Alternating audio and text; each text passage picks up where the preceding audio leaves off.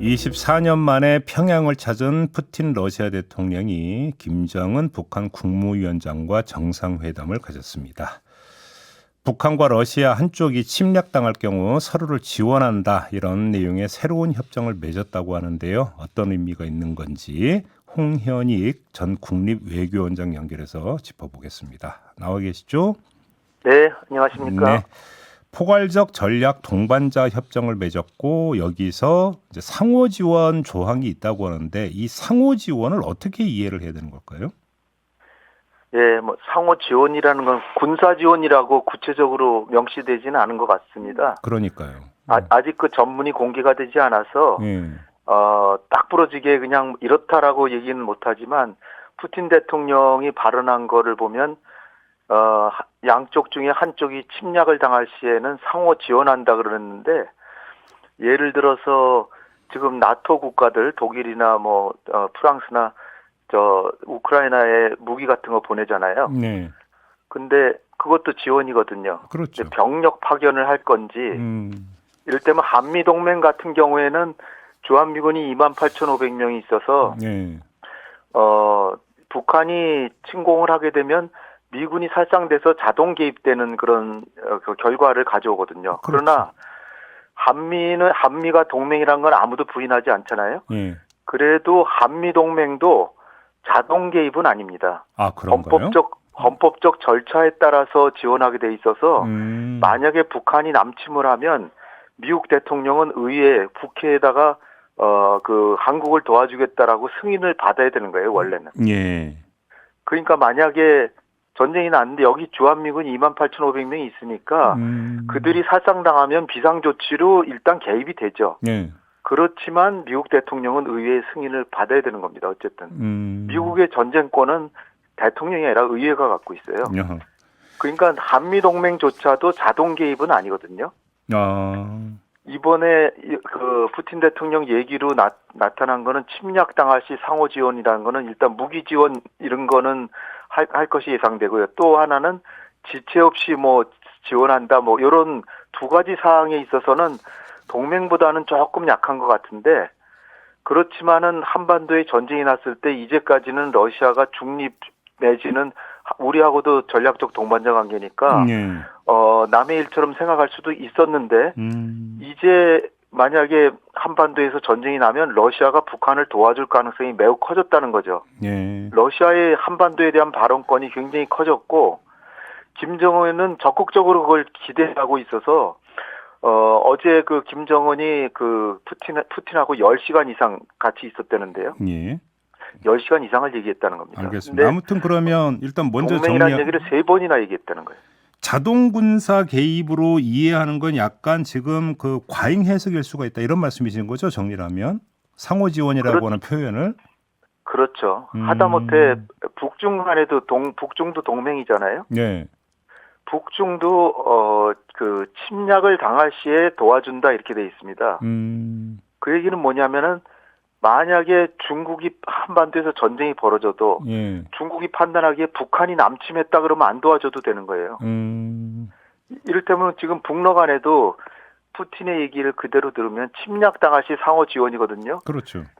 전쟁이 나도 러시아 지도부가 판단을 해서 이거는 북한이 남한을 침공했다 그러면 안 도와주는 거죠. 침략당할 시니까. 알겠습니다. 아무튼 김정은 위원장은 북러 관계가 동맹으로 격상됐다고 이렇게 평가한 반면에 푸틴 대통령은 동맹이라는 표현을 한 번도 쓰지 않았다고 하던데, 이게 지금 그 맥락에서 이해를 하면 되는 걸까요, 그러면? 그렇죠. 거의 비슷한 맥락인데요. 네. 그러나 이제 먼저 말씀드린 건 법적인 말씀이고, 지금 이거는 이제 외교적 정치적인 어떤 역할을 구사하느냐인데, 러시아는 초강대국이었다가 지금도 아직 핵강국이고 안보리 상임이사국이고 강대국이기 때문에 자신의 자율 역량을 최대한 확보하려고 그러는 거죠. 동맹이라 그러면은 무조건 도와줘야 되는 거잖아요. 그렇죠. 지금 예를 들어서 미국도 우크라이나를 도와주지만 병력은 하나도 파견 안 하잖아요. 네네. 왜냐하면은 자칫하다 러시아하고 3차 대전을 할지 모른다라는 게 명분이거든요. 그러니까 러시아가 북한을 도와주더라도 무조건 도와준다 이런 얘기는 안 하고 싶은 거죠. 강대국들은. 한미 관계도 미국의 헌법 절차에 따라서 도와준다고 되어 있는 것처럼 그러니까 우리 외교에 비교해서 보더라도 우리도 너무 한미가 동맹이지만 미국이 원하면 무조건 하겠다 이렇게 하는 거는 현명한 의견 아니죠. 알겠습니다. 김정은은 어저께도 그랬고 작년 9월에도 그랬고 뭐라고 했냐면 러시아가 하는 대외 정책은 무조건 지지한다라고 작년 9월에도 얘기했고 어저께도 얘기를 했습니다. 네, 맞아요. 예. 이거는 이제 약소국이니까 그런 거고요. 알겠습니다. 그렇지만 약소국이라도 그렇게 하는 건 현명한 건 아니라는 거죠. 어제 이제 정상회담에서 그 북러 양측의 배석자가 누구누구였느냐를 보면은 도대체 어디까지 이야기가 됐을까를 좀 대충 추정해 볼 수 있지 않습니까? 네. 어떻게 추정을 하세요? 일단 뭐 공개 회담에서는 군사 얘기 부분은 조금 덜 했을 것 같고요. 그거는 이제 단둘이만 통역자만 배석해가지고 2시간 반을 또 얘기했다니까 거기서 아마 군사 지원에 대해서는 자세하게 얘기했을 것 같고요. 네.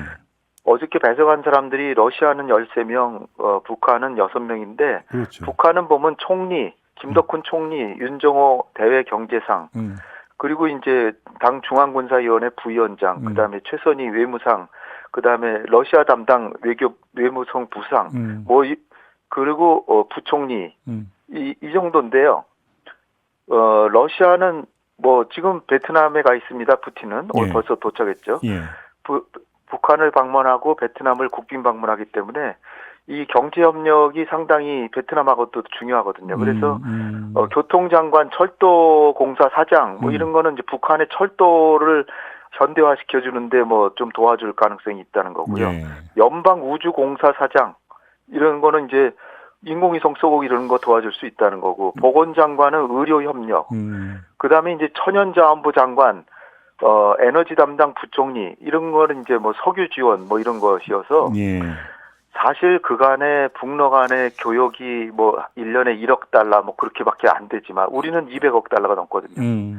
그러니까 우리가 경제적으로는 북한과 러시아의 관계를 두려워할 필요가 없는 게 한러 교역이 북러 교역의 200배 그렇게 됩니다. 예. 결국은 그렇지. 군사기술 협력이 어디까지 가느냐 이게 지금 관심사 아닙니까? 그렇죠. 근데 이제 푸틴이 직접 군사 기술적 협력도 강화하겠다는 식으로 얘기를 했기 때문에 예. 보통 우리가 정상회담 전에는 무슨 러시아가 어느 나라에게도 핵 기술이나 무슨 첨단 기술 이런 거는 준 적이 없다. 미국도 우리한테 우리가 그 전투기 개발할 때 A사 레이더라고 잠자리 눈 같은 아주 정밀한 레이더인데 그 기술을 우리한테 안 줬거든요. 그리고 우리가 결국 자체 개발하는데 수년이 걸렸는데 예. 그런 거 보면 러시아도 쉽게 주진 않겠지만 지금 러시아는 전쟁 중이라는 거죠. 예. 전쟁 중이 비상사태이기 때문에 그때 꼭 필요한 탄약을 어마어마하게 수백만 발을 지금 주고 있는데 거기에 상응해서 줄 수도 있다는 가능성이 지금 굉장히 커졌다. 알겠습니다. 이렇게 봐야 되겠습니다. 지금 유엔 안보리 대북 제재도 무력화될 거라고 전망을 하세요? 네. 지금 러시아나 북한이나 다 그 서방의 제재를 받고 있고요. 단지 러시아는 자기들이 유엔 안전보장이 상임위 이사국이기 때문에 자기들이 비토를 해서 자기네 유엔 제재는 안 받고 있죠. 네. 근데 푸틴 얘기에 의하면 북한이 무기한으로 그 미국이 주도한 대북 제재를 받고 있는 거는 미국의 정책 수단에 그 휘둘리는 거지 이게 진정한 북핵 문제 해결에 뭔 도움이냐 이런 식이에요. 그러니까 지금 러시아가 무기 거래를 하는 동 유엔 안보리 제재를 러시아 안보리 상임이사국이 안 지키고 있지만 앞으로는 이걸 아예 무력화시키는데 적극적으로 나설 수도 있다는 가능성이 있습니다. 이거 고쳐야 된다는 거예요. 그러니까 미국의 그 제재라고 하는 게 대정책 수단으로 지금 바뀌고 있는데 이것이 부당하다는 거죠. 근데 어차피 그 러시아가 북한하고 전방위적으로 경제 교류를 해 버린다면 뭐 그 유엔 안보리 제재라고 한 것 자체가 말 그대로 유명무실해지는 거 아니겠습니까? 그렇죠. 사실 엄밀히 따져서 유엔 안보리 제재라는 거는 각 회원국들이 안 지킨다고 하더라도 그 유엔의 그 회원국들이 안보리 결의안을 안 지켰다라고 제재하는 경우는 없거든요. 아이고 참 알겠습니다. 이 도덕적인 거죠. 중국은 지금 어떤 심경으로 북러 밀착을 지켜보고 있을까요? 중국도 아마 좀 놀랬을 거예요. 어. 중국도 사실 러시아하고 관계가 굉장히 긴밀하잖아요. 예. 근데 거기에는 이제 신사협정이 있는 건데 유럽 문제는 러시아가 하는 거를 중국이 도와주고 한반도 문제나 이 동북아 문제는 중국이 하는 거를 러시아가 지원한다 이렇게 돼 있었는데 예. 지금 북러 간의 관계가 북중 관계 못지않게 지금 가버렸거든요. 그렇죠. 그러니까 영향력에서 자기들은 이제 감소를 느껴야 되고 중국으로서는 북한하고 관계도 중요하지만 미국이나 유럽과의 관계가 너무나 중요해서 예. 뭐 사실 뭐 중국의 입장에서 보면 북한하고의 교역이나 이런 거는 대부분 지원하는 거고 아주 뭐 북한한테는 90%가 넘는 교역이지만 중국한테는 거의 아무것도 아니죠. 네네네. 한중 교역이 북중 교역에 뭐 한 200배 그렇게 될 겁니다. 그러니까 그 중국의 입장에서는 북중 관계는 잘 우호적으로 가져가지만 미국과 유럽과의 무역과 경제협력 관계를 잘 가져가려면 너무 북중러 삼각관계가 끈끈해지고 안보 협력으로 가는 것을 그렇게 원치 않는 거죠. 근데 지금 러시아가 중국의 북한에 대한 영향력을 거의 빼앗아가다시피 하면서 네. 그 둘의 관계가 준동맹으로 가니까 중국도 자칫하면 거기 끌려가면 그렇게 되면 어떻게 되겠습니까? 미국하고 유럽과의 관계가 더 악화되겠죠. 그렇죠. 그러니까 중국으로서는 그걸 원치도 않고 그다음에 북러 관계가 군사 관계 협력이 강화되면 미국의 동북아에서의 군사 역할이 훨씬 더 강화될 게 뻔하거든요. 예. 그렇게 되면 중국에 대한 압박이 되니까 중국은 달갑지 않은 거죠. 그러니까 여러모로 볼 때 중국이 조금 좀 불편한 마음은 있지만 그렇다고 해서 그 미국의 대중 제재나 압박이 훨씬 더 크기 때문에 결국은 러시아나 북한이 자기 편이거든요. 네. 그러니까 정상 국가 간의 정상적인 그 교류 협력이다. 뭐 이렇게 하면서 그렇게 강화되는 것이 불만이면 그것은 미국이나 한국에게 책임이 있다. 뭐 이런 식으로 지금 나오는 거죠. 마지막으로 지금 우리 윤석열 정부의 외교 안보 노선이 좀 수정이 될 필요가 있다고 보세요? 사실 지금 작년에 한미 정상회담 윤석열 대통령께서 가시기 전에 로이터 통신하고 인터뷰했는데 러시아에 대한 인도적인 지원에 머물지 않을 가능성을 얘기했거든요. 네. 그러니까 군사 지원도 러시아가 대량 학살을 한다든지 민간인들을 살상하고 그러면은 우리가 군사 지원도 하겠다 그래서 러시아가 지금 깜짝 놀랐었거든요. 당시에도. 네네. 그때 양안 관계에서도 중국과 대만 간의 힘에 의한 현상 변경은 절대 반대한다는 거, 절대라는 용어까지 썼잖아요. 그러니까 결국은 우리가 너무 미국의 외교만 손을 들어주는 외교를 하다 보니까 알겠습니다. 중국하고 러시아가 우리하고도 전략적 동반자 관계인데 완전히 지금은 이제 북한 편으로 지금 가버리는 그런 상황이 됐습니다. 그러니까 균형점을 좀 우리도 책임이 잡아야 없다고 할 된다는 수 얘기죠. 없죠. 네, 예. 알겠습니다. 자, 오늘 말씀 여기까지 들어야 될 것 같네요. 고맙습니다. 감사합니다. 네, 홍현익 전 국립외교원장이었습니다.